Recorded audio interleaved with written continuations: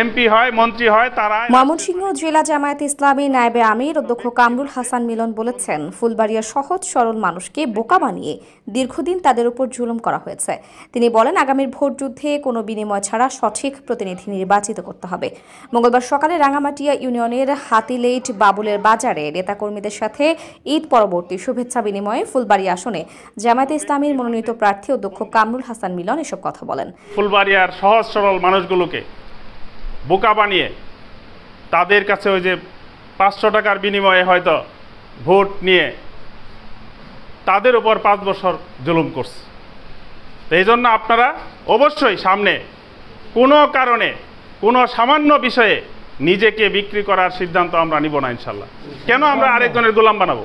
কেন আমরা বিক্রি করে দিব নিজেকে? আমরা আমার ক্ষমতা আমার কাছে রাখতে চাই। তিনি বলেন, মানুষ 5 বছরের জন্য প্রতিনিধি নির্বাচিত করলেও তারা ক্ষমতায় গিয়ে দেশের মালিক বনে যায়।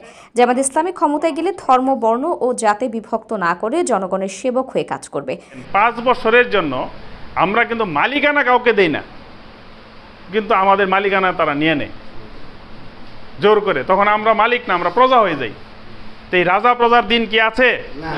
না, এখন আর রাজা প্রজার দিন আমরা আসতে দিব না, ঠিক কিনা? আমরা মালিক, এটা মনে রাখতে হবে। কামরুল হাসান মিলন দাবি করেন, বিভিন্ন মহলে পরিকল্পিতভাবে জামায়াত ইসলামের নামে অপপ্রচার চালানো হচ্ছে। বলেন, জামায়াত ইসলামী ক্ষমতায় গেলেই মানুষের অধিকার ফিরিয়ে দিবে। জামায়াত ইসলামী ক্ষমতায় গেলে দেখেন, ইসলামের খলিফা হযরত উমর ফারুক রাদিয়াল্লাহু আনহু কি রাষ্ট্রপতি ছিলেন না?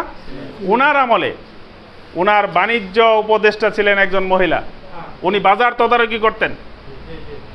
তাহলে ওই যুগে যদি একজন মহিলাকে বাণিজ্য মন্ত্রী বা বাণিজ্য উপদেষ্টা নিয়োগ করা হয়, তাহলে চুরি পরায়া ঘরে রাখছে নাকি ইসলাম? এটা একটা ভুয়া কথা, মিথ্যা কথা। বরং জামায়াত ইসলামী ক্ষমতায় গেলে সমস্ত মহিলাদেরকে তাদের সম্মানের সাথে, ইজ্জতের সাথে, তাদের যোগ্যতা অনুযায়ী কাজ দেওয়া হবে ইনশাআল্লাহ। এ সময় আরো বক্তব্য রাখেন উপজেলা জামায়াত ইসলামীর বায়তুল মাল সম্পাদক অধ্যাপক আলাউদ্দিন, ইউনিয়ন জামায়াত ইসলামীর আমির মাওলানা ইউসুফ আলী, উপজেলা শ্রমিক কল্যাণ ফেডারেশনের যুগ্ম সাধারণ সম্পাদক মোহাম্মদ আবদুল্লাহ ও স্থানীয় উপজাতি প্রতিনিধি প্রত্যুষ মারাক প্রমুখ।